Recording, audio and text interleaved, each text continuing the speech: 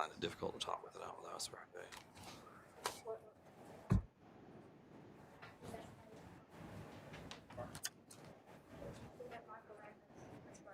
Is that Mr. Trapp?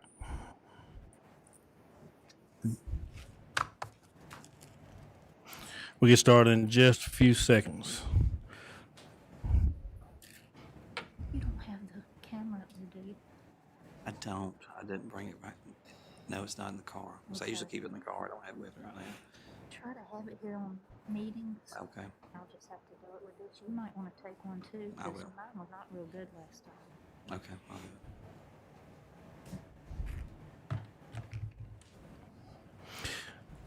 All right, it is now 6 p.m. Today's date is September the 14th, 2020. Go ahead and call this meeting to order. Do I have a motion? So move. Second. Been moved and properly seconded. Any discussion? No discussion. All those in favor signify by saying aye. Aye. Any opposed? The ayes have it. Councilman Pauly texted and said he was running a few minutes late.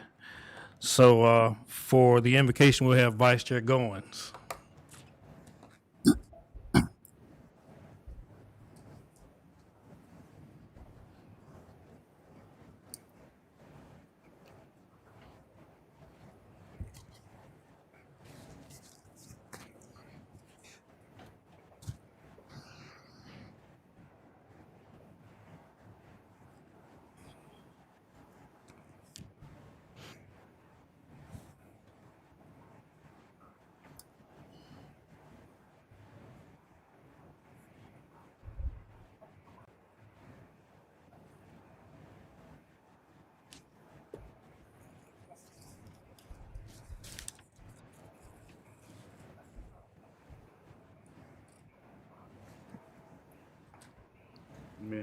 Amen. Thank you, Vice Chair Goins.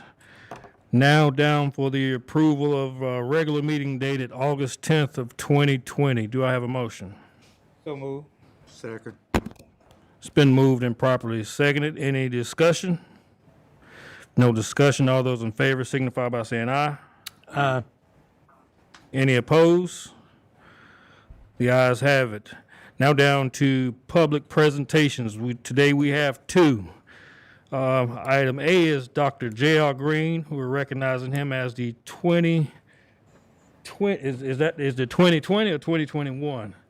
2020. 2021 South Carolina Superintendent of the Year. Before I call you up to receive your award, I'd just like to say, as I said earlier, I think lightning struck twice on Fairfield County, and that's a great accomplishment for us. So I'm super proud to have you as a superintendent. So definitely, I'm sure other council members would concur. And anybody else got anything to say? Yes, sir, Mr. Chair. Mr. Bell.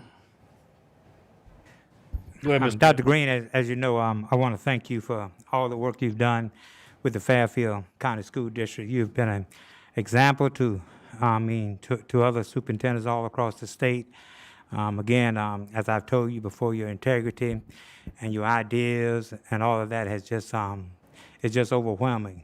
I want to thank you for all the work you've done and thank you for making Fairfield County proud. Thank you, Doctor. Dr. Green, I want to say thank you also for your work that you're doing. Having a grandson that's in school and the way you got it set up is working out just perfect for him. And I do appreciate everything that you're doing for the school system. Appreciate it. Congratulations, Mr. Green. Thank you. Anyone else want to recognize or got any comments? Vice Chair Goins?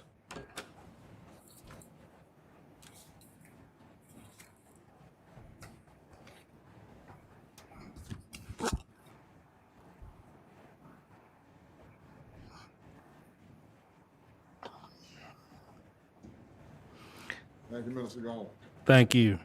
Before I let you speak, I will say one thing. I'm back in the third grade and I'm pulling my hair out. No, that's right. The floor is yours. I'll let you say something. Well, look, first of all, just let me say that I thank the county council for recognizing me for being honored It is truly a humbling recognition to be named State Superintendent of the Year. But, you know, as I have said multiple times, I don't look at this as an individual accolade. I look at this as a celebration of all the outstanding things that have occurred during the district during my tenure.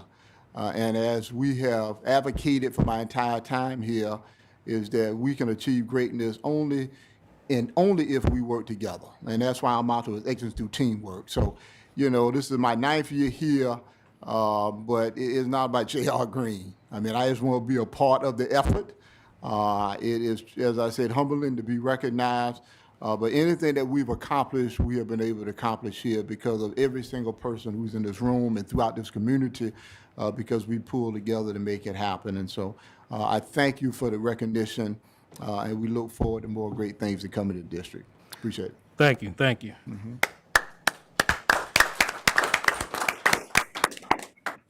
And I will read this plaque. You want to come up here, Jim? It says Fairfield County Council presented to Dr. J.R. Green in recognition of his being named the 2020 South Carolina Superintendent of the Year, dated September the 14th, 2020. Yeah, you want to put the water down?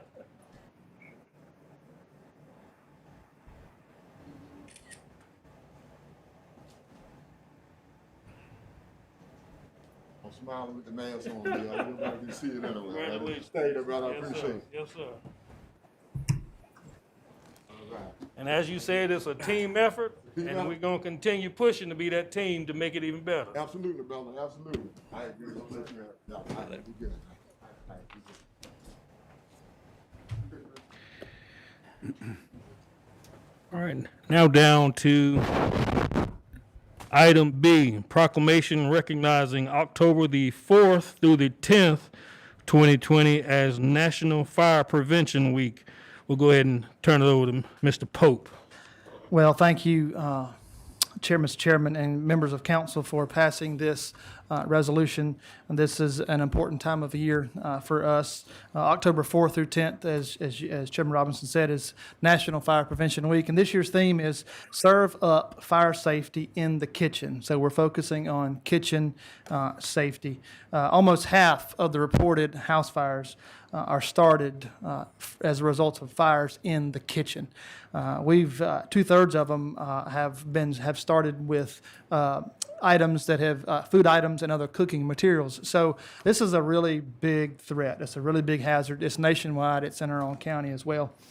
And a cooking fire can grow very quickly. We've seen several homes here in Fairfield County that have been damaged and either destroyed by cooking fires. And so we take it really seriously. And we do know that a lot of these type fires can be prevented. So we want to share just a few safety tips, and we're going to be doing this throughout the month of October. We've got our prevention material in last week. We're going to be doing school presentations in all of our schools with Dr. Green's support, and so we take it very seriously. So just a few tips, and I'll be quiet, and y'all can continue with the meeting. If you're in the kitchen, never leave cooking food unattended, guys. Just remind your families, remind your loved ones, remind everybody you run into. If you're cooking, you like to cook. I know my wife is the cook in our house, but I have to remind her, hey, stay in the kitchen while we are cooking. Because what happens a lot of times, and y'all know it, we've seen it, we go put something on the stove, maybe it's we're frying something or something, and then maybe we walk into the next room, we turn on the TV, and maybe it's at the end of the day, we're tired, we've been working hard, maybe we fall asleep, and next thing you know, you got a really big problem in the kitchen.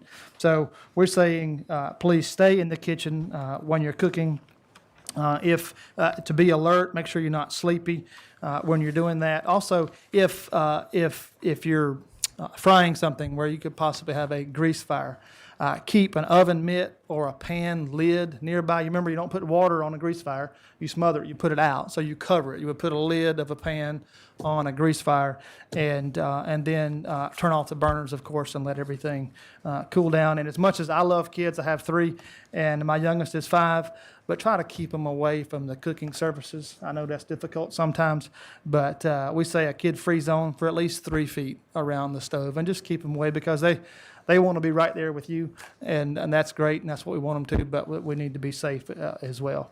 Last thing I'll say is something we have added to our website with the help of IT is we have a smoke alarm request on our website. If you go to the Fairfield County website, go to the Fire Services, you'll see on the resource tab, you'll see a link that says smoke alarm requests. We have partnered, because we're a fire safe South Carolina county, been recognized by the state for that. But we have partnered with the American Red Cross and the State Fire Marshal's Office. They provide as many free smoke alarms as we can put in. And we've got volunteers out there doing it. And we've got a team of volunteers who are, we put them in uniforms, and they're knocking on doors, and they're visiting people, and they're putting smoke alarms, and they've put almost 300 smoke alarms in this year in people's houses. So you can go on that website, and if you need them, we'll do the best we can to get them put in. So thank you again for passing this resolution again for this year. Thank you. And we want to come up and take a picture.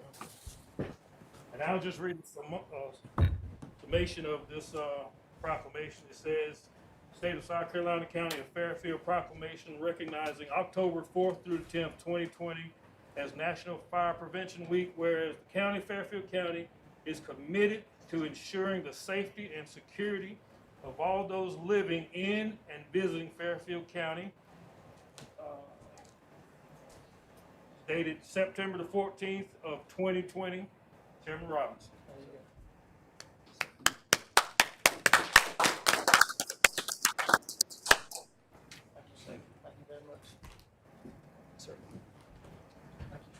Thank you. Steve, Jesse. Thank you, Jason.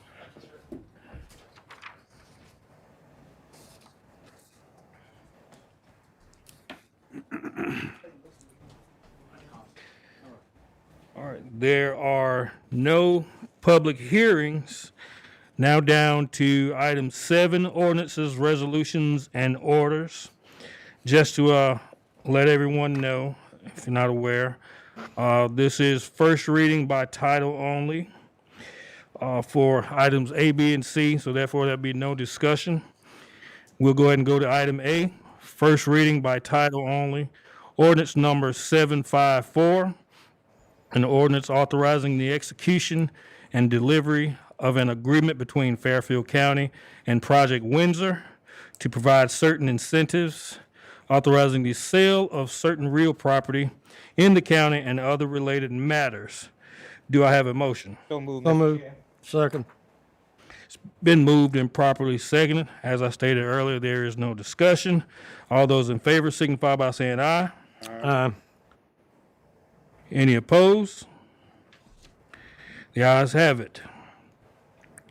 Now down to item B, first reading by title only, ordinance number 755, an ordinance to amend the Fairfield County Land Management Ordinance number 599 to provide for the zoning reclassification from R2 inclusive residential district to B1 limited business district of 1.6 acres owned by Rockton Baptist, which is the applicant. This is tax map number 145-001-035-002-000. This property is located between Crane Street, Winter Street, and Sanderford Road, located in Winsboro, South Carolina. Do I have a motion? So moved, Mr. Chair. It's been moved, and do I get a second? And properly seconded. As I stated earlier, there is no discussion on first reading. All those in favor signify by saying aye. Aye. Any opposed? The ayes have it. Now down to item C, first reading by title only, ordinance number 756, an ordinance to amend the Fairfield County Land Management Ordinance number 599 to provide for the zoning reclassification from R1 Single Family Residence District to RD Rural Residential District of 17.61 acres owned by Yvonne Gavin Basquisco. Bequedezo. Take it for love. That's the best way I can pronounce it. So, applicant. This is tax map number 093-00-00-031-000. This property is located at 8393 U.S. Highway 21 North in Ridgeway, South Carolina 29130. So move, Mr. Chair. It's been moved and properly second. As I stated again, there is no discussion. All those in favor signify by saying aye. Aye. Any opposed? The ayes have it.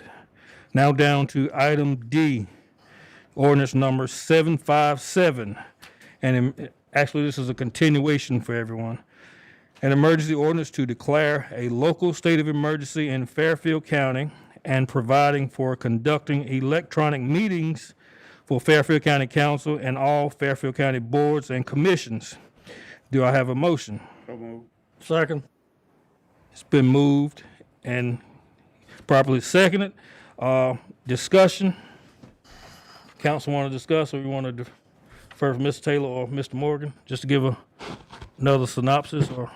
I will simply say, as far as the coronavirus, which of course this emergency declaration is addressing, we continue to have cases, new cases on a regular basis. They fluctuate pretty regularly. We've had as high as 17 new cases over the last month. Today, I think we had 2. So it's up and down. It seems to have leveled off. We're at a total of 716 new cases. And as far as our staff, Brad Calder, our HR director, and I were talking exactly how many we can confirm. It's about 18 that we've had on staff that have tested positive. Okay. I got a question. Just Mr. Bell. Since you mentioned that, I was doing some business in Kershaw County. I guess for several days, and one of the things I do is when you walk in there, in the administration building, they take your temperature and you got to wear the mask. Are we doing the same? I'm thinking we're doing the same thing here, right?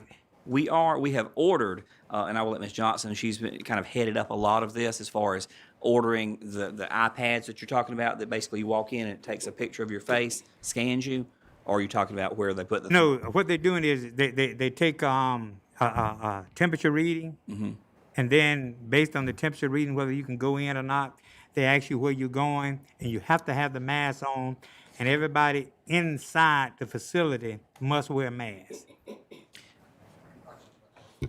Mr. Morgan, you want to talk about? We've adjusted again a lot of the way we operate. When I typically have meetings, we're doing a lot of it at Ty Davenport's office, as opposed to bringing people into this building, exposing more people. I tend to go out to his office where we have a much more controlled environment to do meetings. So we've done a lot of that. Okay. Morgan, And yes, sir, Mr. Bell, you are correct. The Kershaw County, the administration building is open to the public. That's one of the differences that Kershaw has as it relates to Fairfield County. The other is that the Kershaw County administration building is within the city limits they of got a mask Camden, requirement. and Camden has a mask ordinance. Kershaw County is similar to Fairfield County in that there's not a county-wide ordinance. It's just the location of the administration building being inside of city of Camden limits. Okay. Thank you. Thank you for the explanation. Any further from council?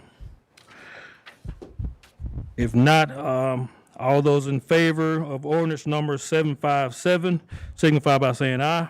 Aye. Any opposed? Ordinance number 757 passed. Thank you.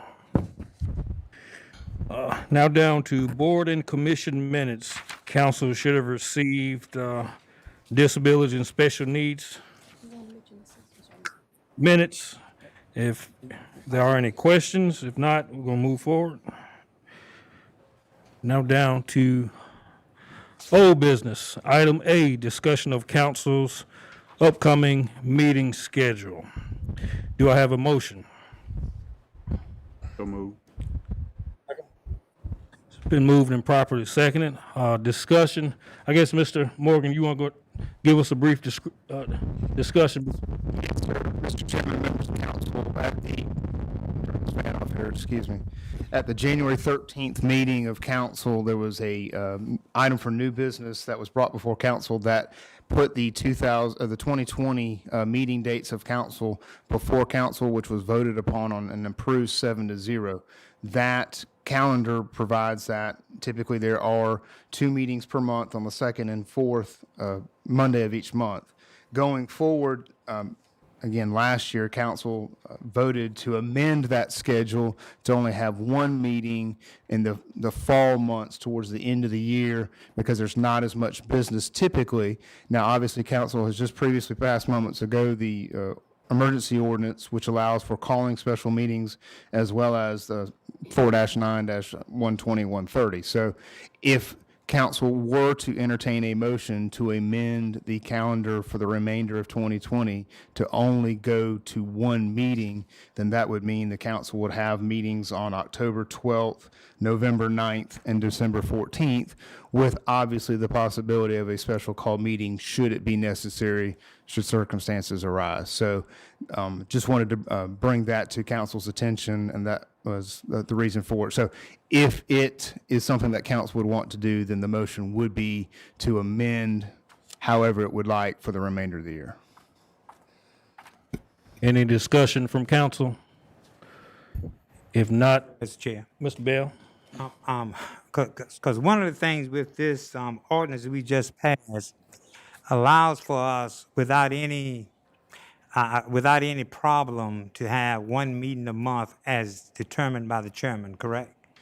Yes, sir, Mr. Bell, that the emergency ordinance does provide for that. It provides that the chairman can cancel the meeting at his discretion, but also the Title IV of the Home Rule Act allows for, it requires that counties have at least 1 county council meeting per month. And so some councils only have 1. Some councils have 2.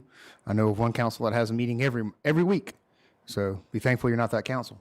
So that is just one of the requirements that is needed by law. And the emergency ordinance only gives us for 30 days to give that decision, correct? The emergency ordinance expires after 60 days. 60 days, on I'm the sorry. 61st day. That's right. So again, there's not a requirement that council cancel any meetings. This Okay. is something that I wanted to bring forward. Would any council member like to make a motion to amend to said dates? May I ask, Ms. Bell?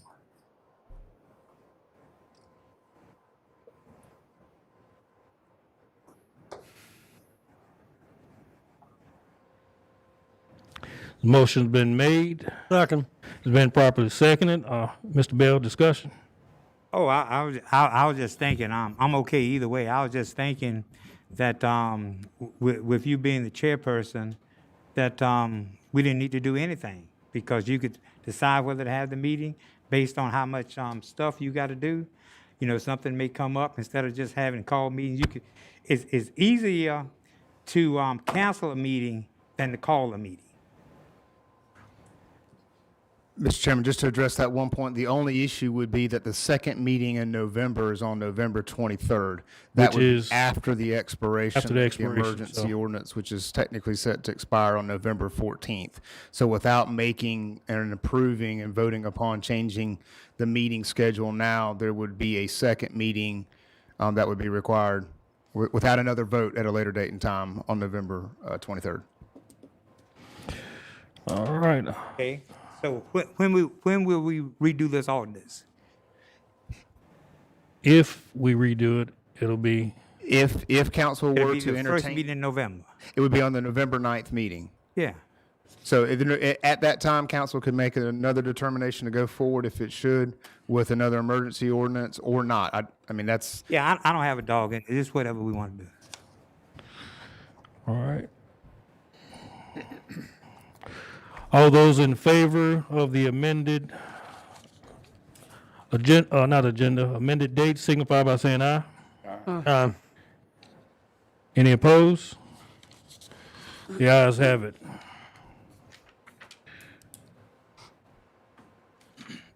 Now down to new business. We have one item to discuss. It's concerning the relocation site for the Civil War Monument located at the Mount Zion area. Well, there is no vote to be taken in this, honestly, so it's just up for discussion. So, do I have a motion? So moved to discuss. Been moved. It's moved and properly second. Discussion. You want to? Again, this is something that's coming to the county as a request from the town. The town would like to have it moved, and they're asking if the county would accept it to be placed at the museum.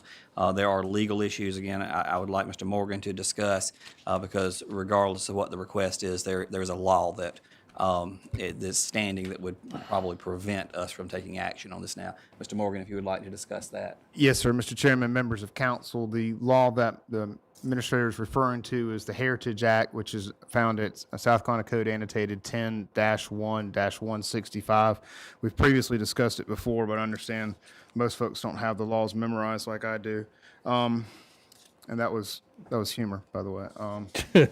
So just the provisions that apply in this instance are subsection A that says that no Revolutionary War, War of 1812, Mexican War, War between the states, Spanish-American War, World War I, World War II, Korea, Vietnam, Persian Gulf War, Native American or African American history monuments or memorials erected on public property of the state or any of its political subdivisions may be relocated, removed, disturbed, or altered. And that's the primary language that's at issue here. What the town has done is indicated in a letter that, and it says this is contingent upon the South Carolina legislature taking action with regard to the repeal of the Heritage Act.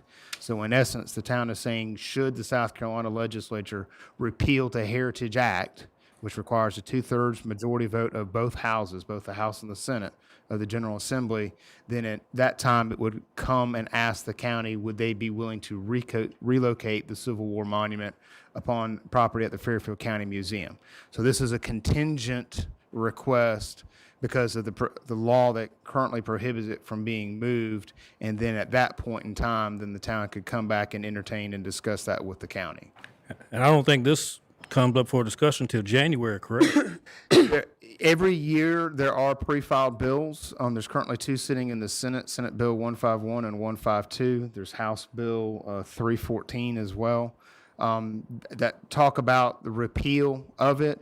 But given the COVID situation, it was not brought up by either house before basically the General Assembly stopped meeting because of the COVID-19 situation. The House is under, both houses, the General Assembly is under a sine die resolution that basically says that very limited matters are going to be discussed. In other words, the budget, pretty much the budget alone.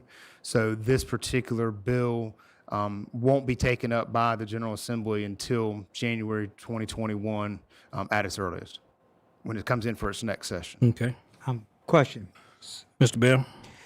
Could our delegation request that this monument be moved versus doing anything with the entire Heritage Act? That was my understanding. And to answer your question, is that cannot. The Heritage Act applies across the board. There have been other instances, City of North Augusta, City of Greenwood, the Citadel. They've all tried to make similar type applications. One of them was to move, not even off of the property, but to move a monument to a different part of the same park. And again, it was shot down. So the way that the Heritage Act is written at the state level requires it to be a universal repeal, because otherwise you would get into what's known as a special or local legislation issue, which is prohibited under the South Carolina Constitution. So wouldn't you say it's very premature to have a discussion on it with the Heritage Act still being in force at the moment? It could be considered premature. I don't think there's any action that this council can take at this time, and even within a resolution which wouldn't be binding and is contingent upon an act of an outside and a higher political body, i.e. the General Assembly. So I think it's I think as Mr. Taylor is correct, that the town has brought this to council's attention, hence the discussion. But at this time, there's really nothing that can be done or needs to be, any action that needs to be. Well, I make a motion to table this discussion There- until we find out what the House and Senate is going to do. If I'm not mistaken, there's no need to table it because, There's not a motion. yeah, there's not a motion out there. So. That requires a vote. This is Yeah. just a discussion. So I think. Yeah, so it's basically just a discussion. Yeah, because one of the notes I want to make is that I'm very appreciative that the town of Winsboro looked at this and see the harm that is doing to the community with that Confederate monument being directly in front of the as you drive into where we're going to have the administration building. So I want to commend the town of Winsboro for recognizing that. Mr. Paul. Well, I think this monument, as long as I can remember, has always been in the town of Winsboro's jurisdiction, and they're responsible for it. I don't see the need for them to want to give it to us and for us to accept the monument and put it on a piece of county property. If for some reason the Heritage Act is repealed and the town of Winsboro can move it, they can find a better suited location that they own, that they could relocate it on, instead of it being on a piece of county property. I agree. That's definitely something to think about. Vice Chair Goins.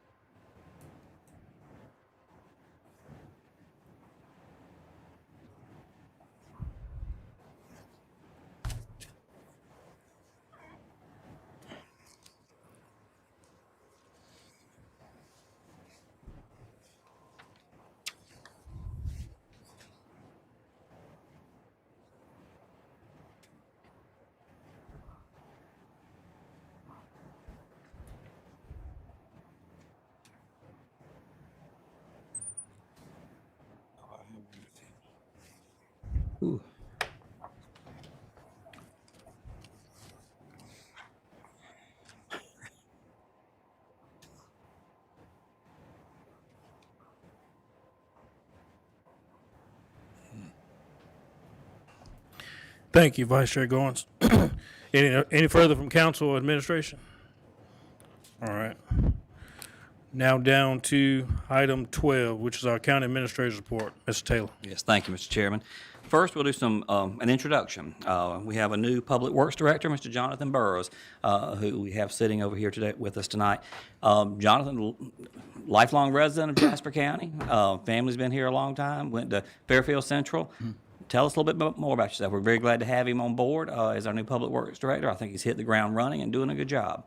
Thank you, Mr. Taylor, and thank you, Mr. Chairman and I council did say members. Jasper, I'm Yeah, sorry. you said Jasper. Jasper. Think about it. Fairfield, I'm sorry. It's been a long time since I made that mistake. I did that mistake early on, but But yeah, it's you. been obviously here, a lifelong resident, but it's been, I started interviewing about 6 years ago for a couple of positions in this county. This is like my 5th interview, and finally he took a chance on me. So if any, I mean, some of you do know, most of you do know my family. We don't take much lying down. We're not going to quit. So I kept persevering until he gave me a shot. I was tracking into being a principal, and they were kind of dragging their feet on interviewing me there. And then I had another interview here, and he extended the offer to me. We had some situations with my family where our, not to get into too much detail, but our daughter drowned on the 30th of June. My wife was able to perform CPR, bring her back. And then 2 weeks later is when I got the interview. So the reason why I'm saying that is my wife always is continue to tell me to just keep persevering, keep pushing. Your time's going to come, and it's hard to see sitting behind it, but now we're past it. And I know I'm where I'm supposed to be. I've been there. This is going on week 5, and I truly enjoy it. Love going to work up there. The guys that are there are fantastic, fantastic group of guys. I'm working on some ways where I can work with them to give them some incentives, buy them some lunches, once a month, have lunch for them, prepared, things like that, breakfasts. So there's a lot of work that those guys do that I think it doesn't go unnoticed, but I don't think the average person knows what those guys really are capable of doing for us. And with that, I want to say thank you, and I appreciate it, the chance to take this opportunity, and I'm gonna do my best with it. Mr. Chair. Thank you. Mr. Bell. So, what's your background? Education. Okay. Education. My undergrad is in history, and my master's is in leadership. Thank you. Anything from council? Well, we appreciate you being here and wanting to work for the county. You must be doing something great so far, because me and Chairman Robinson just last week kind of heard some stuff in the community and kind of exchanged communication back and forth that everything was going well. So continue to do great things with the county. Yes, sir. Welcome on board. Even favors the other boroughs here in Fairfield County. Kind of hard to deny those, I guess. Yeah. Vice Chair Goins?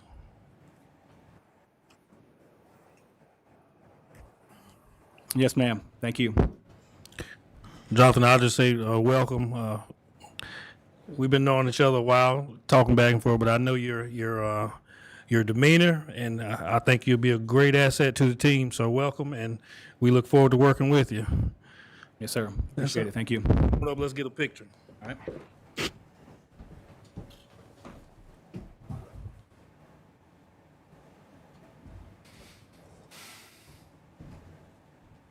Gotta make me look bad. You put a sports coat on for me. Stand behind a chair there.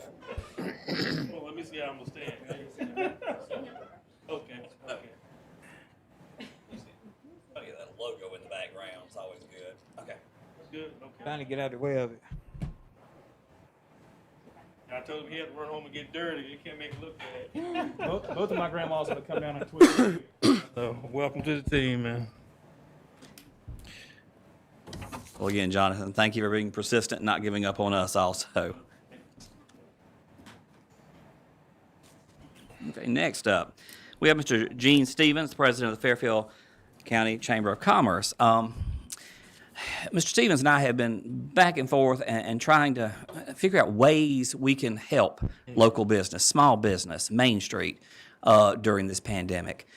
We've kicked around a lot of ideas. One that we had pushed was kind of bringing some of our local businesses into the 21st century as far as how they market themselves to the public. And the concept was, let's try to help them with websites, a web presence.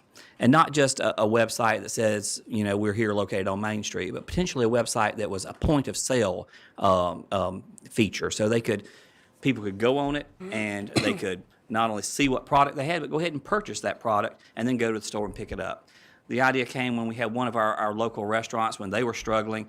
They did this. They went online and they put a point of sale website up, and they were booming after that. They were doing very well. So I said, that's a model that looks like it's worked for one of our local restaurants. Let's see if we can follow that. And Mr. Stevens has gone out and he has found a company that can do this at a very reasonable price. The chairman and I, we listened to their presentation earlier, and we're impressed. I think we can assist businesses with this better than we could just a one-time grant to them. One-time grants, a Band-Aid that would help them temporary. This, I think they could come out of the pandemic even stronger. Again, I'll let Mr. Stevens go into the details of the presentation and the proposal. Thank you, Mr. Taylor. Like I said, we started talking about the struggles that the businesses were having when all this first started. And one of the glaring things that stood out to us is that when the businesses had to close down, they could not do business. Some of our restaurants were struggling to find a good way to do the minimal contact ordering and things like that. the merchants were actually just out of business, had no way to actually pull in any kind of income because they didn't have any kind of e-commerce capabilities at that moment. So that kind of stood out to us. And to be able to find a solution for that, I've been trying to find some other organizations that would be able to basically help us come in and create a virtual Fairfield. That's the ultimate goal, is to have a virtual Fairfield where it not only encompasses the businesses, but tourism and different things like that. But our goal was to find a company that would come in and comprehensively just take care of the county. This company, Retail Systems, and I gave you a little packet. It kind of shows you the direction we want to go. And I'm not going to go into all the detail, but basically, when someone visits a town, one of the first things you do if you're a visitor, you're going to look on Google and you want to see like where you want to go eat. And right now, when you go through our county, when you go through our towns, there's an issue in the fact that a lot of our website or a lot of our businesses, like restaurants, don't have a Google rating because they don't have a website. And you can have a Facebook rating and different things like that, but you want to be able to have a Google rating, a Yelp rating, and stuff like that, and you got to have a website for that to actually happen. And it gives people an opportunity to find out information about you. And if they can't find out a good review, they're going to go to the next restaurant. And to be honest with you, we have a lot that just don't have those capabilities. There is a list in the packet that shows you the businesses that we're kind of thinking about. What we want to do is start with our retail, restaurants, and I think that's it. The retail and restaurants, basically where we want to focus initially, and I have a list at lodging as well.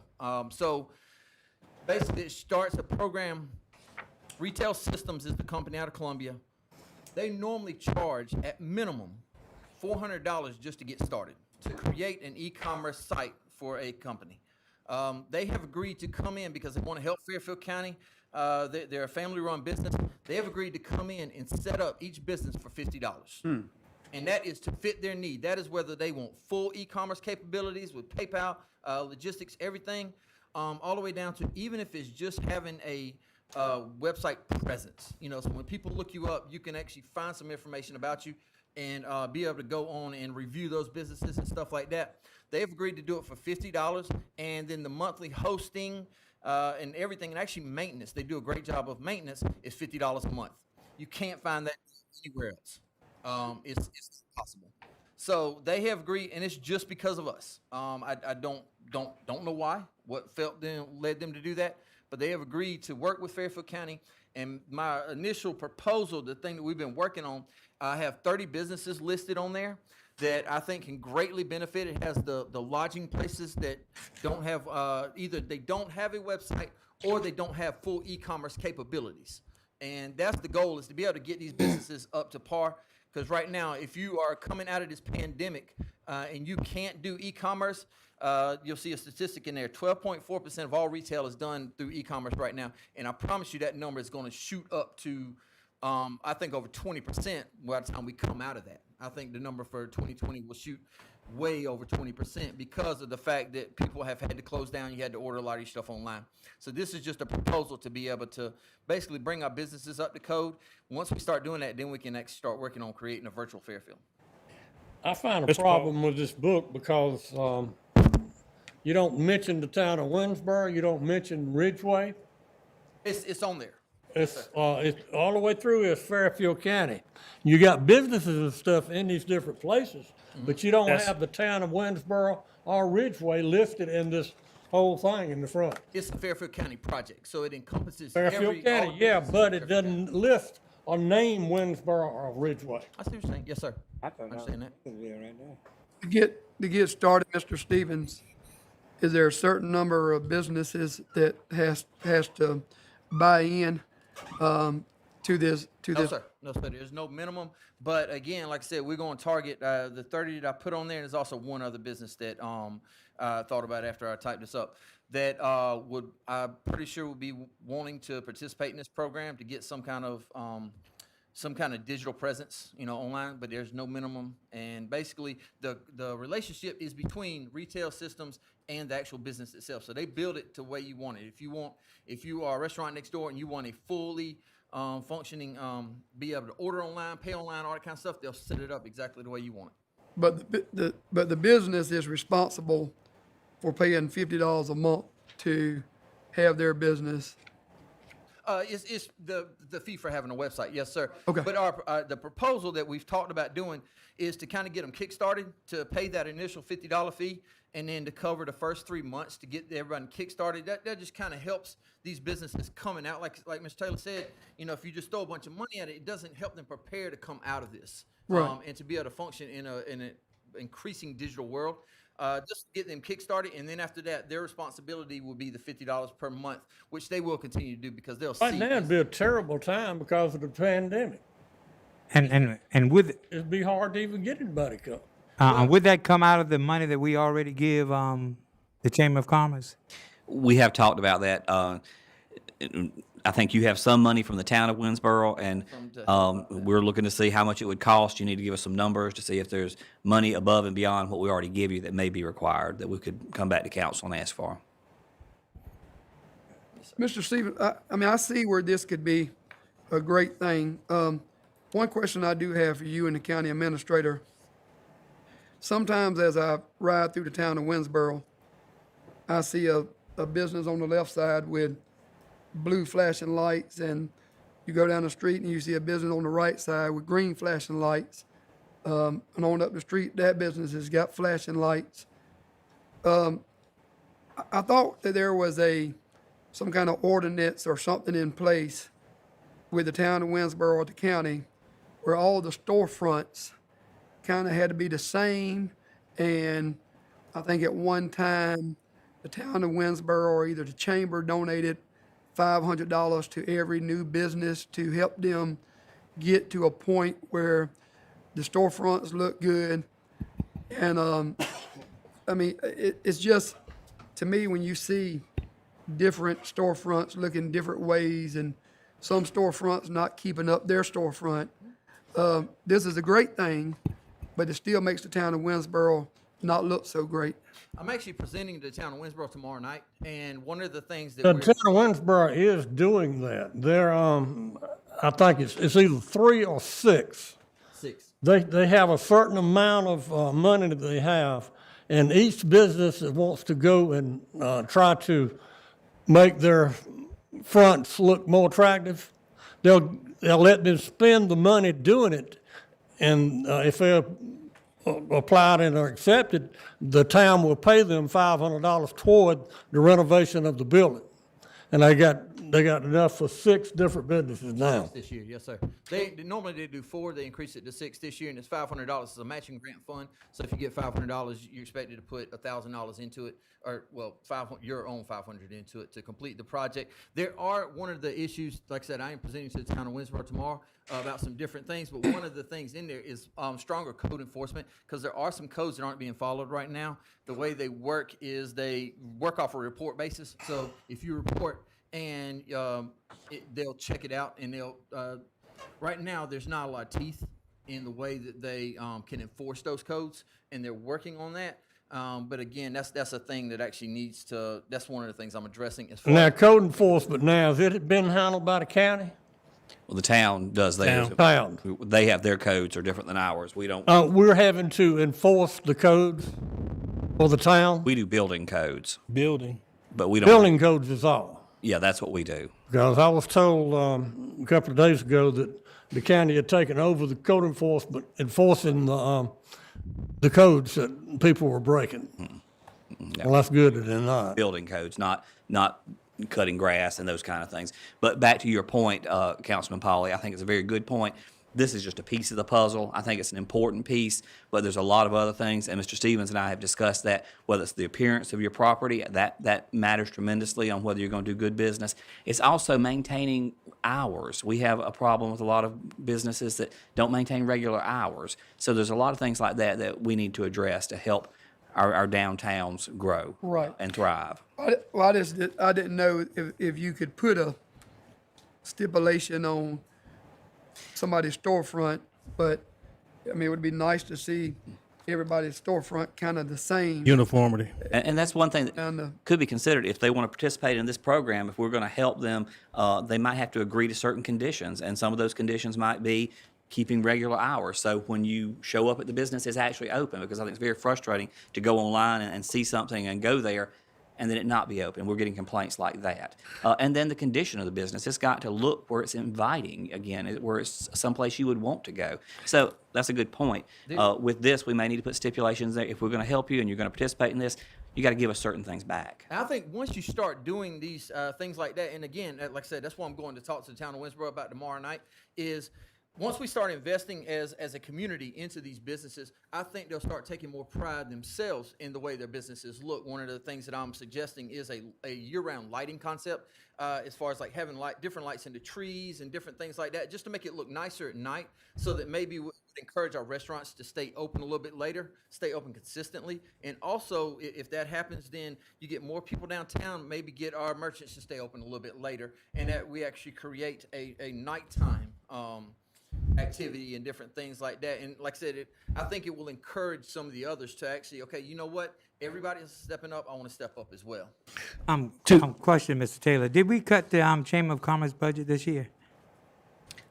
Ms. Johnson, don't remember. I don't think we cut that one, did we? So you did not cut their budget, and No, okay. I don't think we did, no. But two things, Mr. Stevens, I like the list. There's a variety throughout the entire county. And two, whenever you ride into somewhere new, you're always going to Google how is that place. So if we can get up to par in the 21st century, as Mr. Taylor said, that would be awesome. And So some places have Facebook pages. Yeah. So you can actually go and look at their Facebook page. But again, everybody doesn't have Facebook. people that visit, and you're right, people don't have Facebook, but again, people come and they look at Google ratings, they look at Yelp. You can't have those kind of ratings unless you have a true digital presence, which comes from a website. I think it'll be a great, 'Cause I will say that you all over the place. all over, yeah.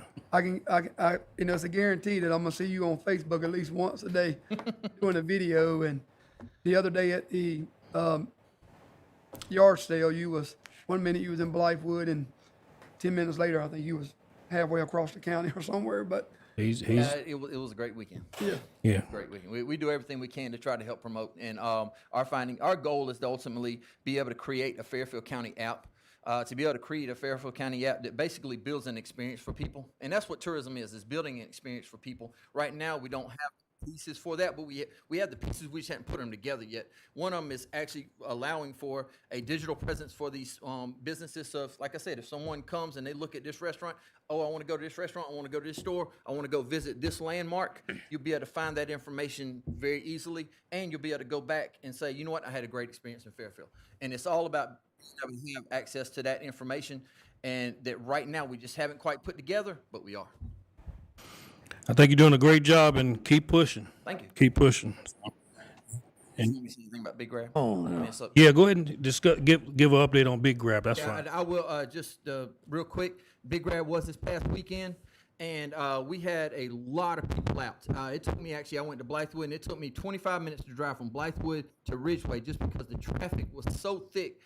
Different areas like Roger Brandon's place, and then Purity Lodge, and different things like that. I would venture to say we had easily over 10,000 people, maybe even 15,000 people come through for this event. A lot of people contributed to this, and actually coming out of it, the town of Blythewood, the merchants there, I went and spent some time with them, just thanked everyone for coming and participating and things like that. And they love the work that we're doing, and they actually want to be involved. And we have talked about setting up some kind of partnership with Winsboro, Ridgeway, and Blythewood. Almost, if you look at them on a map, they create a triangle, maybe something like a treasure triangle or something like that, some kind of marketing stuff where we work with them and create an all-day experience where you basically go to those spots, and within 17 miles you can hit all different types of restaurants, all different types of stores, and that is something that I'm going to pursue here because the Blythewood merchants want to work with us. So, A great deal of the sales and stuff made in the town of Winsboro was out-of-town people, just about everybody. Okay. there were a lot of people. I had a couple that came up from Savannah. They said our advertising reached to Savannah. I was like, cool. But there was a couple from Canada, people from Kansas, Pennsylvania, all over the country, California.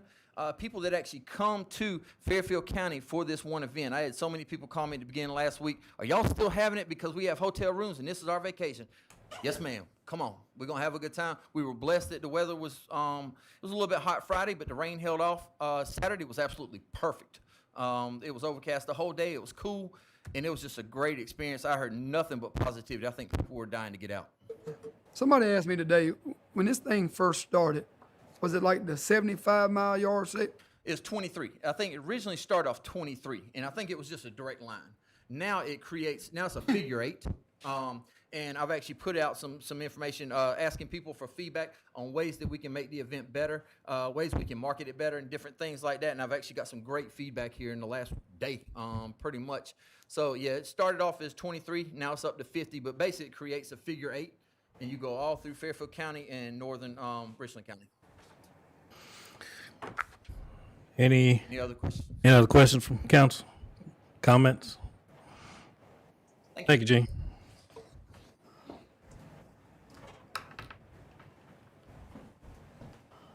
Next, Mr. Furman, you're up. Get Patty to wipe that down and we'll be ready for you. Tonight we also have Mr. Furman Miller with us. Furman is the Midlands Regional Trail Coordinator for the Palmetto Trail or Palmetto Conservation. Okay. And he's here today to talk to us about the Austin Trailhead. The Austin Trailhead is one of the more visited places in the county, one of the most photographed places in the county. The Austin Trailhead is where the rail bridge, the old rail bridge, runs over the Broad River to Peak and over into Newberry County. We last year budgeted $45,000 to start looking at exploring how we could partner with them to take something that's already a good thing and make it an even better thing. And we've started that process. We've got a plan in place. That we've spent most of our money on getting that plan. We can now take that plan to funding partners, and they're using it to take to funding partners. And I'll let Mr. Furman Miller go into that. But again, I think we've had a good response from people like REI and others to go ahead and start funding a new parking lot out there, possible campsites. We're looking to do a little boat launch, kayak type launch, and a fishing pier. It's one of the things we don't have good access to the Broad River here in Fairfield County. Most of the access is just kind of muddy spots along the river. So, but we're looking to try to develop it and make it even nicer. Mr. Miller? Like I said, my name is Furman Miller. I'm a Regional Trails Coordinator for the Palmetto Conservation Foundation, and just wanted a few minutes of your time tonight to talk about our signature project, which is the Palmetto Trail. It is a 500-mile cross-state hiking and biking trail. The one terminus on the coast at Allendale, north of Charleston. The other terminus is in downtown Walhalla. It's about 500 miles. We have a little less than 400 miles of actual established trails. And we're looking, as we go forward, we partner with different organizations, local government, state governments, individuals, businesses and all, to try and close those gaps. And in the process of doing that, we have the opportunity then to collaborate with groups, and in this case with Fairfield County, with Austin. Austin is the trailhead for the Peak to Prosperity Passage. That's an 11-mile rails to trail conversion that starts in Austin one end and it ends right near Mid Carolina High School over in Newberry County. It is probably one of our more popular passages. At one particular day, one of the things we're kind of proud of is during these hard times here, we managed to keep the trail open for use. And just one day, Austin had 55 cars parked all over the place there at Austin, people getting out. They're looking for something to do. This is a great thing to do. The trail's a wonderful asset for the state. It's been able to showcase everything we've got here historically, nature-wise. And the Broad River Trestle there is like a crown jewel on the entire thing. We've had prom pictures, weddings, dinners. I mean, it's just phenomenal the amount of use that site gets. Thinking that less than 11 years ago, it was basically a trash dump that people went out and drank beer and all that on the weekends. We started the project on the Peak to Prosperity Passage in 2004. We actually opened the Austin Trailhead in 2009. So it's been about 11 years. We haul off over 500 pounds of trash. I don't know how much other garbage stuff. Did a few minimal improvements. Fairfield County came in a couple years later. We put some picnic tables up and just a phenomenal amount of use. The coronavirus issue here, the usage has been exponentially higher. People are looking for stuff to do. So when we were approached and we looked at this collaboration effort, I'm just really overly excited. And essentially that's why I'm here tonight on behalf of the Palmetto Conservation Foundation to thank Fairfield County for their willingness to cooperate and collaborate on something. If you haven't seen the proposed drawings of the Austin Trailhead, please find them, take a look at them. They've been out on some newspapers, some social media. It's actually phenomenal. The trail head there. Actually, the proposal is to create a picnic area with a loop trail there, a fishing observation deck into the river, a cut granite improved kayak and canoe launch, long-term potential for some lodge-type buildings and all, amphitheater area, the extension of the parking lot, some interactive cooperation with the Railroad Museum, the primitive campsites that Jason mentioned. We've got laid out for 6 primitive campsites, and REI, as part of their opening in Columbia, has already given us a grant to put 2 of those in already. So we're actually working. In fact, Jonathan and I have looked at some areas already on getting in and start doing some work to get those campsites started. So we've getting a lot of emphasis in it, a lot of attention to it. It's a great asset, not just to the state, but to Fairfield County. The trail actually, that's where the Palmetto Trail actually enters Fairfield County, and it couldn't have entered at a more beautiful spot. Now, long term, we need to look at extending the trail. We want to connect it. Like I said, we've got about 400 miles of it. We eventually want to get from Austin to Columbia International University. So making that connection that's a topic for further discussions, of course. But the cooperation we've gotten here with Fairfield County to go forward that is just phenomenal. We can't thank you enough for the cooperation and support we've been getting. And I encourage you to get out on the trail. I left some brochures here. It's got some informational, you can go look up some website, get some more information on the trail, some of our background and all. But I encourage you, if you haven't been out on the trail, please go out there and take a look at it. If you haven't been to Austin, it's something Fairfield County should really be proud of. And I encourage you to go out there and take a look at it now. And with continued support like we've been getting here in the hopefully near future, that place will be a destination for not only the residents and everything, but tourists coming in and all. We get people from all over doing the hiking and biking. We just recently put new kiosk up, informational kiosk. We have a partnership with Kids Track. So there's a kiosk there with brochures and all to give activities for the young folks to get out on the trail. We just recently installed a bicycle maintenance station there, which has the pumps and the tools, everything there for folks to do minor maintenance on their cycles while they're out there doing the work. So we're really invested in trying to make this a beautiful spot to begin with. And with what we've got proposed and the cooperation we've got here from Fairfield County, I'm just overly excited. And that's why I wanted to be here tonight, just to thank you as a representative of Fairfield, of the Palmetto Conservation Foundation, to thank Fairfield County for what we've been doing so far, and really looking forward to cooperating in the future to make it even better. I will say, Mr. Miller, I remember when Fairfield when it first started getting cleaned up the Austin Trail out there, because it was a spot that Mr. Pollack can attest to. We used to go out and check, and it was just terrible. We used to have to do security checks out there with the sheriff's department. So, and this past year, my daughter graduated, and the first spot I thought about taking her was Austin Trail.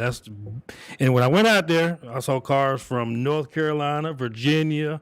It was places you wouldn't think of. So it's definitely a great location. And if you're looking for the ultimate picture, that's the spot. That is the spot. So, yes. They have marathons out there too, where people come from all over. And We had a 10K that actually the first year we did it, the sponsor for the race expected about 70 people. We had to close the entry at 250. We raised a little over 300 applicants the second year, and this year had to do it virtually because of the coronavirus and all, and still had almost 400 people who virtually ran that 10K, and they're asking for next year as well. So it is an extremely popular event. We do sponsor events like that to showcase the trail. What I'm here to offer as well is if anyone here is interested in presentations, guided hikes, any kind of events, whatever like that, please get in touch with us. We are more than happy to help coordinate those just to get the word out. South Carolina's a beautiful state. We've got a lot to offer. The trail actually gives you an avenue to see that, visit it. It goes through every kind of environment you can think of. It hits some strategic locations here, there, and yonder for historical points, some small town things that you wouldn't normally see. And it's just a great asset for the state. And I'm just really thankful. That's the reason I wanted my gratitude for Fairfield County being willing to invest in that and to cooperate with the Palmetto Trail and with the Austin Trailhead. The proposed is phenomenal. Mr. Bell. Mr. Bell. Okay, again, I want to thank you for coming. I was talking to Mr. Chris Clausen, he's back there in the back, I think it was Thursday, talking about trying to go out there, and you saying you're willing to do some sponsored hikes and that kind of thing? Do that I already. tell you, because I don't think, from what I read in the paper, it was really, it's really good. So I want to thank you for all the work you do. But also, I'm trying to figure out how can we as the citizens, because know more about it and take more advantage of it. We definitely are. That's one of the reasons it's a benefit for sponsorships and cooperations, Yeah. everything. We have a social media presence that we do that. Newspaper articles, word of mouth. That's another reason I said one of the things that we've done, and I've done a couple here already in Winsboro. I'm willing to do plenty more. Rotary clubs, chambers, whatever, is we do presentations in which we give you the overview of the entire trail, and then we focus on those areas that are most important or near and dear to you. So here, the Peak to Prosperity Passage there and its entry in Austin quite literally is one of the most popular spots we have in the entire state. And the trestle itself, 1,200 foot steel truss bridge crossing Broad River in and of itself is pretty awe-inspiring.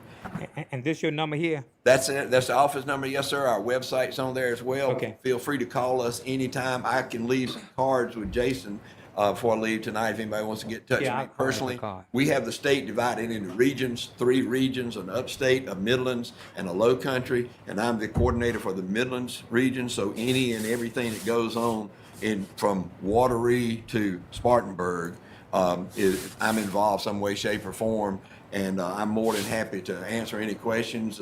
Come make presentations. We do you mentioned getting folks out for hikes. We do any kind of event. If you have a group that wants to come out and hike that trail, we can actually. There's not many of us.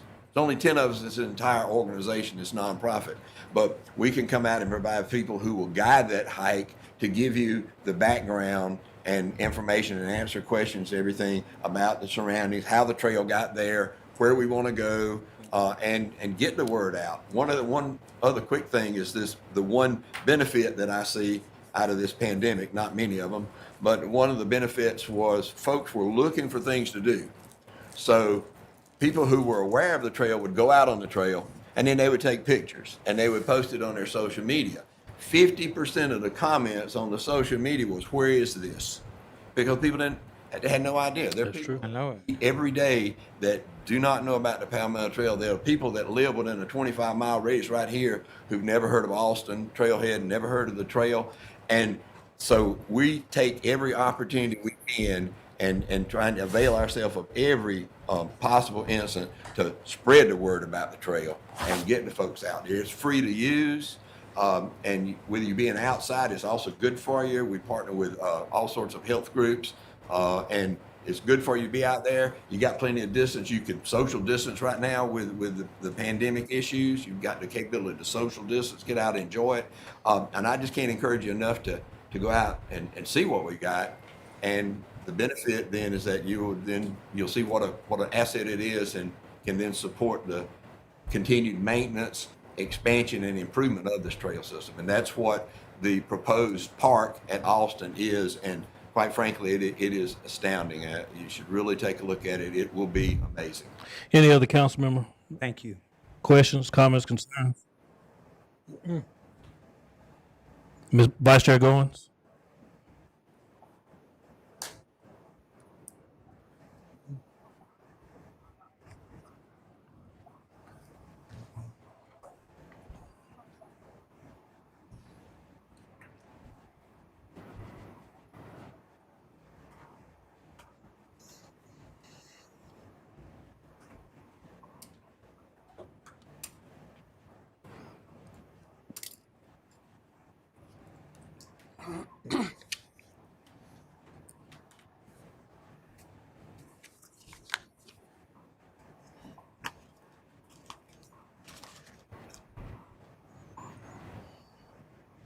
Thank you. Thank you, Mr. Miller. We look forward to continued relationship. So, As well as I do. thank you. Next up, Ms. Diana Robinson and Mr. Sam Hodges Patty, I don't know if you give her just a second, she'll wipe the mic down. We'll be ready. As I think council's aware, Are you kidding her? No, sir. You're gonna have to go outside. if you- Not at all. thanks to Mr. Sam Hodges and Ty Davenport and council's full support, we've had good results on economic development lately. Yeah. But one of the things we want to make sure is that people are aware of these new companies that we've got coming, and even more importantly, that our local people take advantage of the jobs that are available in these new companies. So we want to make sure that they're aware of them, they have access to them, and frankly, we want our companies that we've recruited to be successful and get good employees. So to make that happen, we're trying to put together a job fair, and I think everyone has a copy of the flyer that we've put together. I will let Ms. Robinson and Mr. Hodges go over the details of it, but again, we want to, throughout the county, we've tried some of these in the past with mixed results, but we're really trying to promote this. We've had some good ones and we've had some that haven't been attended so well. But we're going to try to do it right now, this particular round, throughout the county. The Mitford Recreation Center, I don't think we use those buildings enough, so this is a way for us to program both the Mitford Recreation Center and the Jenkins Recreation Center to be able to get more value out of those buildings that we built so we can use them for these job fairs. And then we'll also do one here in the center of the county in Winsboro.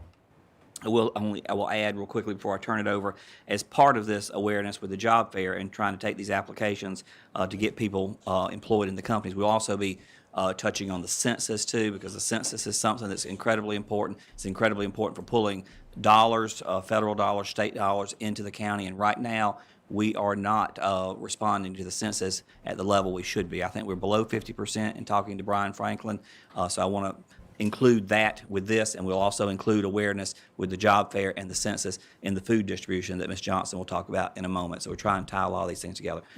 Having said that, I will turn it over to you all.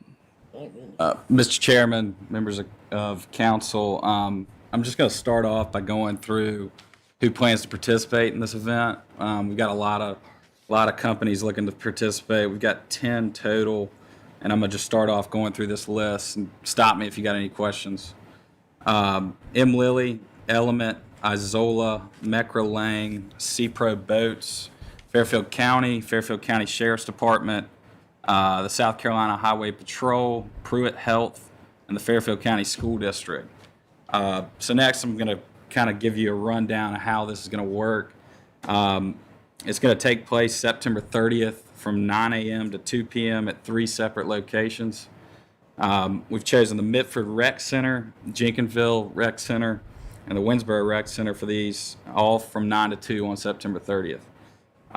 Every company that's listed above, they'll provide the county with general application forms, which prospective employees will come into these facilities and fill out.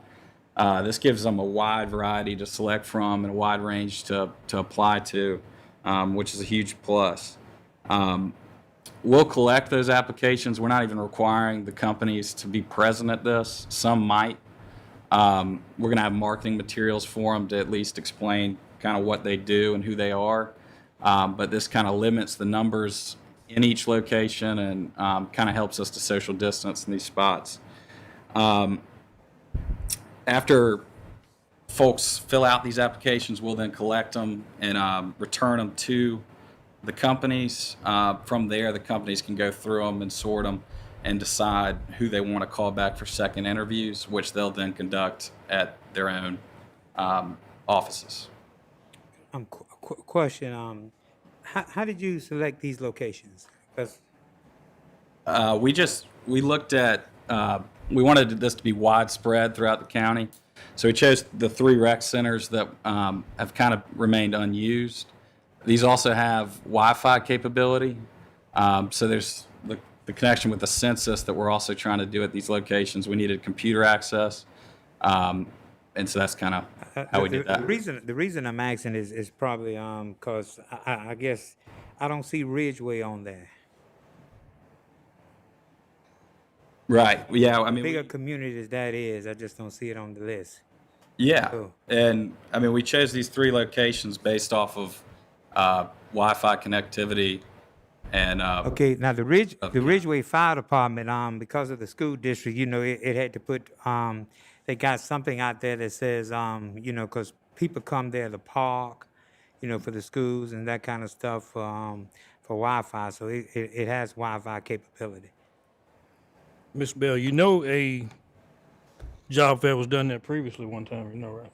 Yeah, one was done at the town, at the town hall. When was that? What, about 8 or 10, 12 months ago? And that was the only one, I think, right? Yeah. Okay. So I'm just wondering why. If I may interject, good afternoon, council and everyone here. Mr. Bell, this is our first annual. So this is kind of something that we plan on building as we go. And as the COVID thing, hopefully will get under control and whatnot, we can look at doing things more in Ridgeway. I know we tried this event actually October 9th of last year, and we didn't get such a good turnout. I know now that they have the upgrade stuff that you said at the fire department and all this other stuff. There can be stuff done there. But right now, we want to touch base on these 3 locations. Let's see how that goes. And then we can go ahead and start looking at other locations in the future. So that doesn't mean that Ridgeway is not going to be considered. Of course, we want to. It's just right now, I think these are the best locations. Let's see how that works. And then we can plan in the future on doing something over there at the fire department.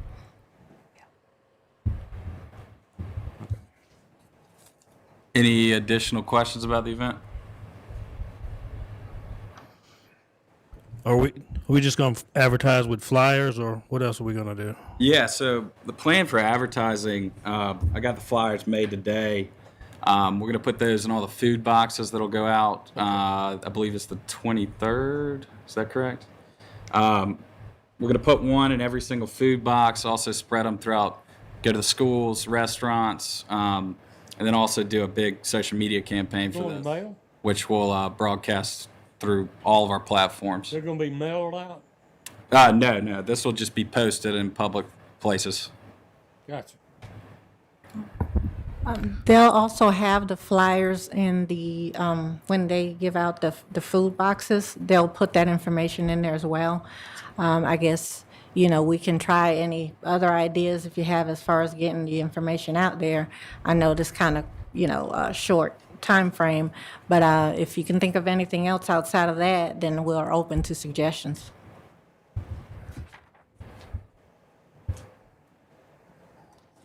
Okay, next question is, you said the companies will not be there, it's just the county representatives? Well, it could go either way. So a number of these companies that I've spoken to, like Element, for instance, they have a hiring agency that they use. So they'll probably be present. Okay. But for some of these companies, we're doing 3 locations, so it could be difficult. And you're going to be able to apply for each of these jobs at every location. So it could be difficult if you have one HR manager that can't be at Mitford, Jenkinsville, and Winsboro throughout that day. So the thing is, we're going to have marketing materials there. And we'll be there also to kind of explain what this company, like they might not know who Azola is. We'll be able to explain what they do, kind of show what they do, their operation, by having the marketing materials there. How did you, and I know it's first time doing this, how did you select the companies? Like, the question would be like, I think we have 3, I don't know if you're doing it on pay scale or if you're doing it on, but I know we got like 3 Shell stations in Winsboro that my master's on, and they always looking for help. You got other schools that are always looking for help. So I was just wondering, how did you base the company? You got restaurants in Winsboro that might be looking for help. I would add, I think, Ms. Robinson, you interface with a lot of companies beyond these, and if someone comes in and they say this is what they're looking for, I think we can take a kind of generic application and you can interface later with the master corporation or whomever else that might be appropriate. So we're not just because these are ones listed does not mean we're just limiting ourselves to these. So I think we're going to talk to people, engage with people, and see what might be appropriate for them. So if you know of another business that's maybe looking for employees, get them to reach out to y'all to maybe be considered to come to one of these job fairs? Yes, that's correct. And I also want to add on here that the Department of Social Services the Department of Employment and Workforce, and SC Works is also helping support this. So they're going to get the word out there. And this is just going to something that as we go into, our second annual Fairfield County Job Fair is going to be bigger and better. So by all means, we're open to any employer that has any job openings. If they want to do interviews there. They have the capability of doing that.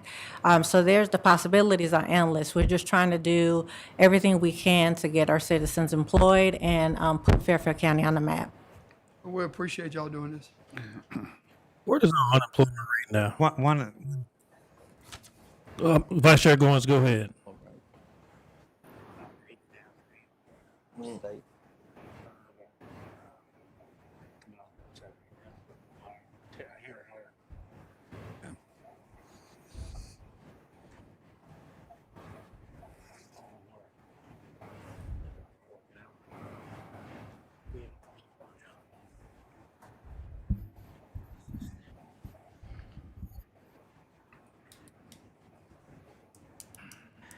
Thank you. Mr. Chair.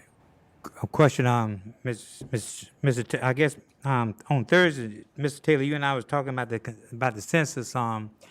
Is there anything that's going to be done, I guess, in the Ridgeway community around census taking? I know you got it all planned for these other areas. We do. Do you have anything planned for? We do need to look at having the fire department open for that and have computers there, because we've got to get our census numbers up. Ms. Johnson and I were talking about that a moment ago on how we can get that done. And I've got to get with Jason Pope to transfer someone over to make sure that it's open all day. And we've got to have a computer out there. And we've got to get signs and banners up. And we're working with Mr. Brian Franklin, who's also the mayor of Blythewood, but he's the census rep. And I've talked to him on of what we can do, and he's supposed to get us some banners and such to promote and make it awareness.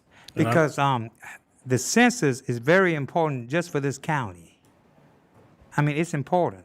We need to do everything we can, per our conversation on Thursday, to make sure we get. It is very important. We lose federal dollars and state dollars. If Right. our numbers are low, we don't get our full share of federal and state dollars, and that hurts us. That we need to get all the money we can to keep from having to raise taxes on our own people to support services. We need to pull in outside dollars, if at all possible. I think they've got a lot of census workers knocking on doors as well, so. So Mr. Franklin has That definitely helps out. But my question was, what was the unemployment rate for Fairfield? About 8.5%. Okay. The state average is 7.5% for comparison. Okay. But Mr. Davenport was telling me, we haven't really lost a lot of jobs in the county. Right. Most of our unemployment rate has gone up by those people who are working outside the county having lost jobs. Okay. So, Okay.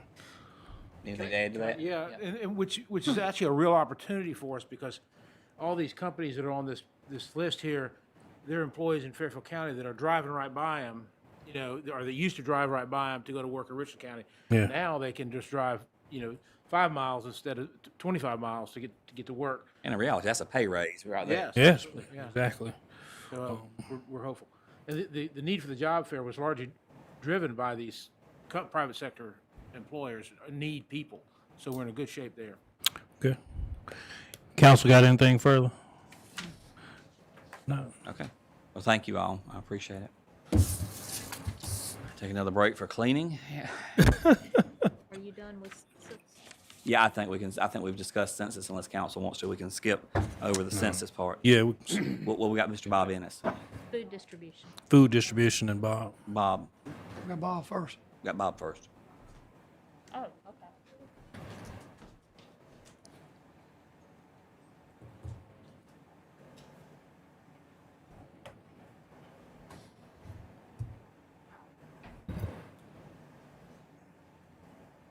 Wanted to have, start back with some of our department heads, getting them back in to give updates. We had kind of put that off since COVID. But I want to start with Bob, having him come in. We had the airport director come in and give a presentation on what's going on at the airport. But Bob has obviously had some changes in how he operates based on the ordinance that you all modified recently. And a lot of times we pass an ordinance and we really don't hear back and get any details on how it's working. But I wanted Bob to kind of give you all an update on how the new ordinance is being implemented, how it's working, what the response of the public has been. Mr. Ennis? Yeah, good evening. We've had quite a good response, actually. I think the big part is that we actually explain to people why there is changes, especially the chaining up dogs.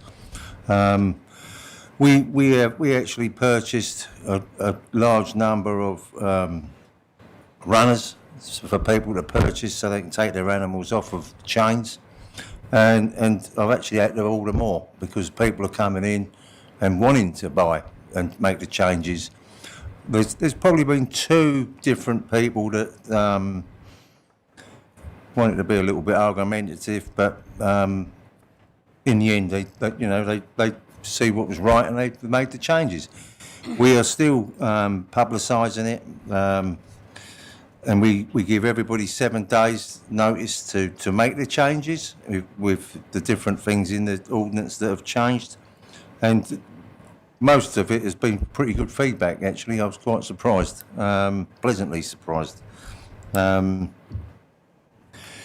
There's been a bit of a slowdown with certain things because of COVID-19, but one of them being fixing people's animals because of you not being able to have people come in the animal shelter. But I wanted to run through with you very quickly 2019-2020 financial year, what our figures were for this county. We actually took in 1,510 animals, which is an increase on last year by just a few, but the numbers seem to be going up. And we actually found homes released back to the wild if they were feral cats, or owner reclaims 1,437 of those animals. Animal control generated an income of $116,540, of which $59,467 was donations going towards animal care, which is basically the unfortunate animals that need medical help that we pick up in this county. But we actually generated $53,073 county fees, which is a significant increase on the prior 3 years, actually. And we was very fortunate to get a $4,000 grant last year from Petco. Bob, why was that? You said a $53,000 in? $53,073 county fees. County fees? Yeah, it's money that went into Treasury. Okay. Norma Branham. Okay, gotcha. In Fairfield County, I will say, just for comparison, that is a tremendous increase. That's We what used I to get was- about $7,000. That's what I was asking. You said 53,000? It's a tremendous increase we've seen. in Fairfield County in that financial year, there was 36 dog bite incidents that had to be reported to DEC on animals on biting humans, and thank God there was none that were rabid. There was 2 reports of rabid animals in Fairfield County reported to DEC by us in that financial year. They were both skunks. So it's wildlife. We did go to all the schools in Fairfield County to talk to the children about different animal care. And we did hold a free rabies shot clinic to the public. I think what we're going to do once the COVID problem hopefully subsides, is that Jimmy Ray Douglas very kindly donated a Wells cargo trailer to animal control, which is in fantastic condition, and we're actually going to make it into a roving free rabies clinics for the public of Fairfield County. Dr. Robbie Chappell has agreed to volunteer his time, so there's no cost to the county. And we will stage these throughout 2021, all the different, with agreement from the right people, but in all the different fire department areas and recreation grounds, because it's quite a big trailer to park up, you know. There has been a great increase of neglected animals in this county, which is our biggest problem that we're going to try and overcome in the next 12 months as well, which a lot of it is just basically educating people, you know. Is there any questions? Any questions from council?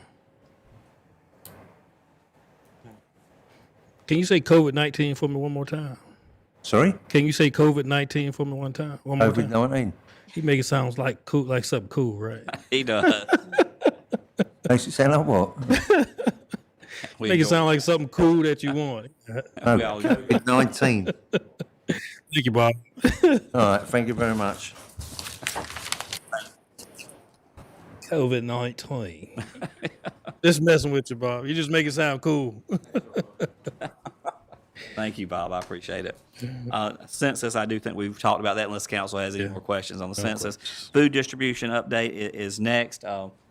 Ms. Johnson, I think, has left us. I'll see if we can get Ms. Johnson because she's primarily heading that up. We have turned some of it over from Ms. Johnson to the Recreation Commission.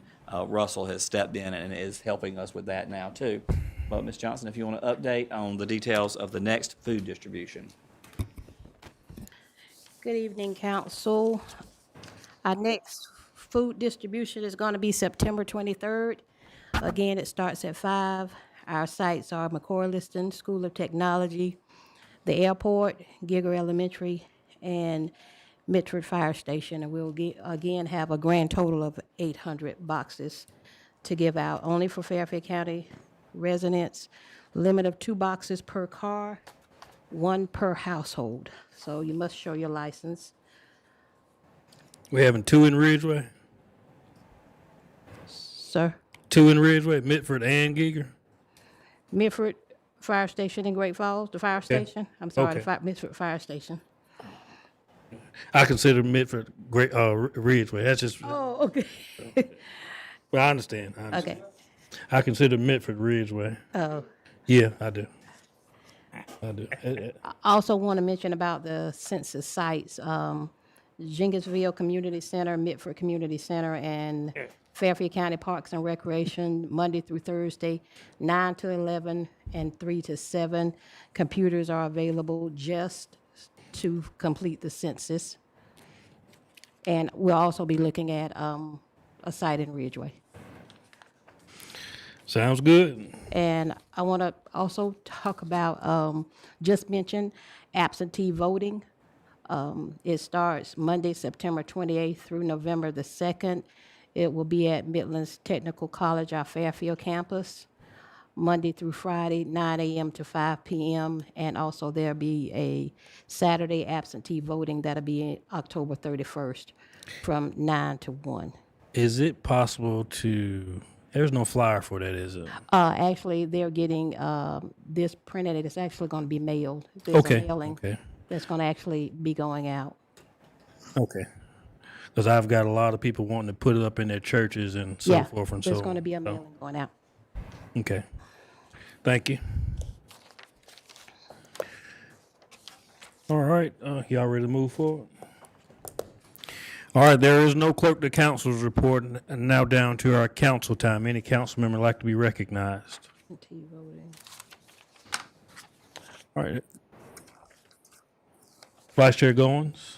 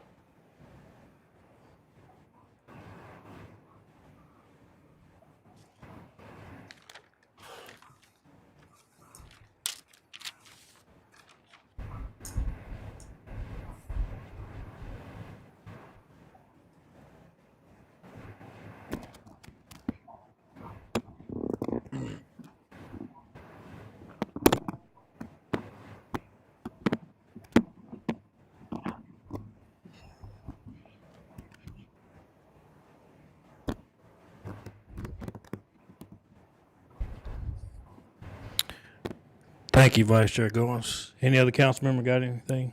Getting kind of late, brother. I understand.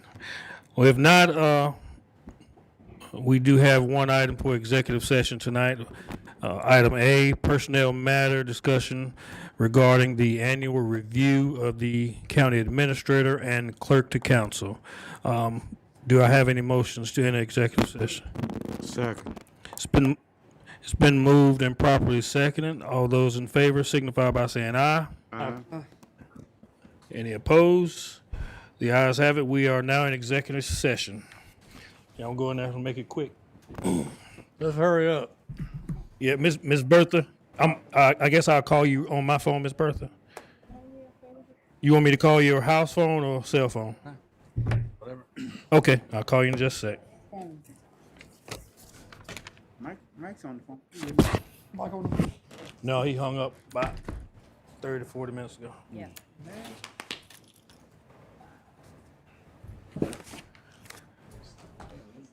Where we meeting? In there? Yes,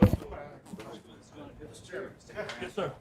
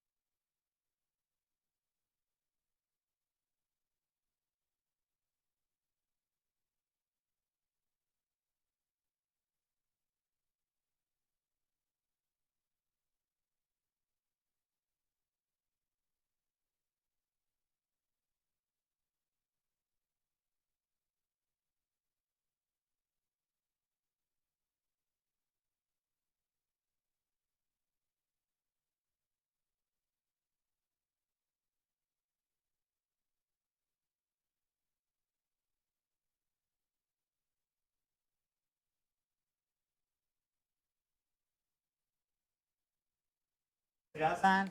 Do I need to sign anything? This was You've one already that you signed. missed the other time. I need to prove it, and I had to get your. She said I could sign for her if you wanted me to.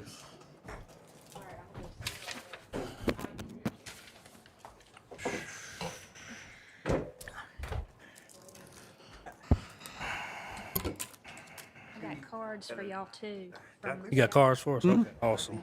I still got Miss Bertha line, so. Yes, ma'am. That's it's easier that way. That way, I ain't got to wait till you call in.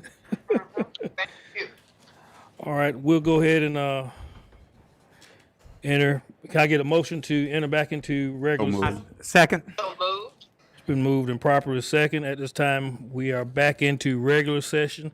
I think we do have a motion coming out of executive session.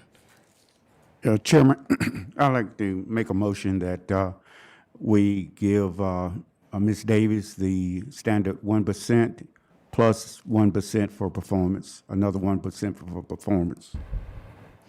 Motion has been made. Do I have a Second. second? It's been properly seconded. Any discussion? If no discussion, all those in favor signify by saying aye. Aye. Ayes have it. No one opposed. Mr. Chair, I move that we adjourn. No. No, we gotta vote one more time. Mr. Taylor's gonna get the standard anyway, so no motions need to be made. Oh, but that's already in there, ain't That's what I'm saying, so. it? So we don't need to vote. Exactly. That's what I'm just saying. Yeah. It's standard, so you don't need to vote on it. Standard, The standard one, be it a tier. Okay. Motion to adjourn, I so move. second. been seconded. Any discussion? No discussion. All those in favor signify by saying aye. Aye. All right, we are now adjourned.